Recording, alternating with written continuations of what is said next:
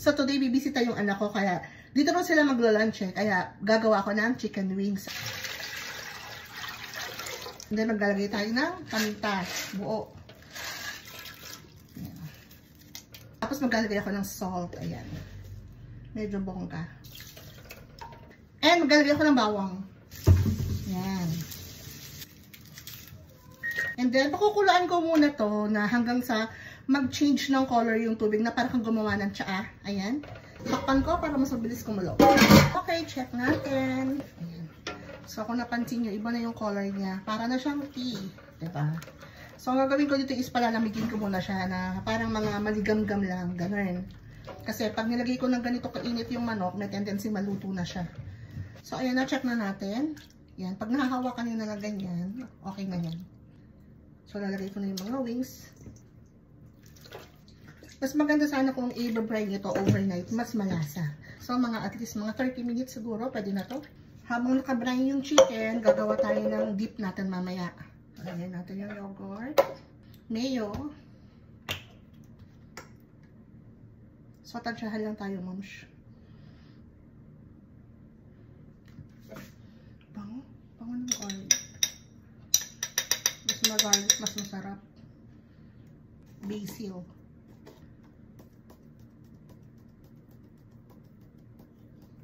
And then mix.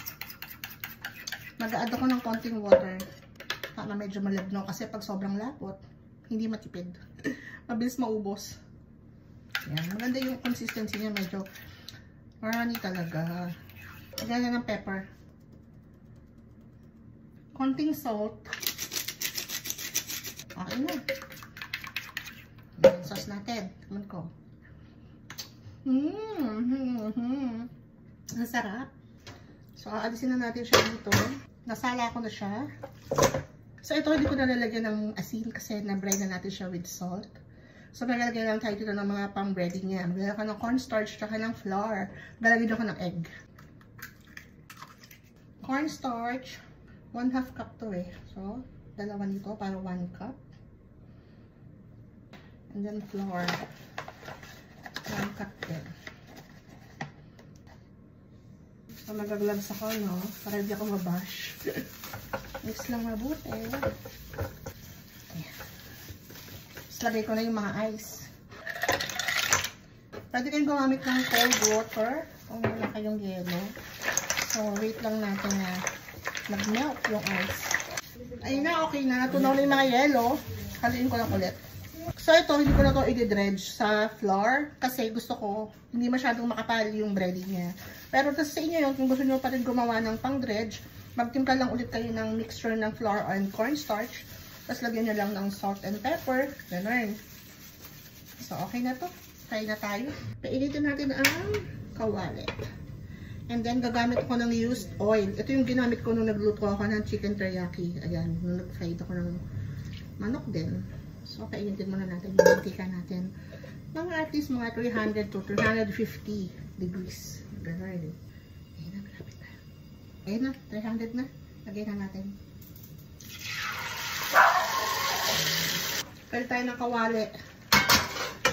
Ayan, para sigurado tayo na hindi umapaw.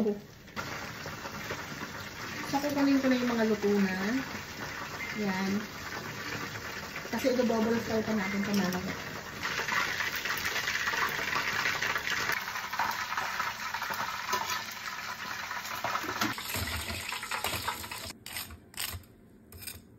Butter.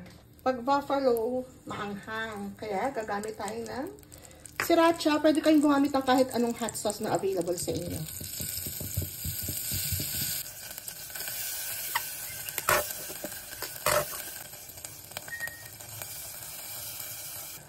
Konting garlic powder. So, i-off ko na. And then, itotoss natin to doon sa chicken. Meron akong tirang teriyaki sauce pa nung nagawa ko ng chicken teriyaki. Kaya, yung iba, ipang teriyaki ko. Ayan. So, kung gusto nyo malaman kung paano ko ginawa yung teriyaki sauce, punta lang kayo doon sa video ng teriyaki chicken. Bubuhos lang natin to. Sige, babaw. Yun. And then, itotoss.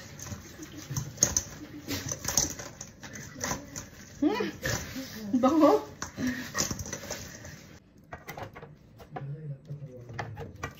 Yung natirang buffalo glaze, pwede mo yung sausawan kung matapang ka.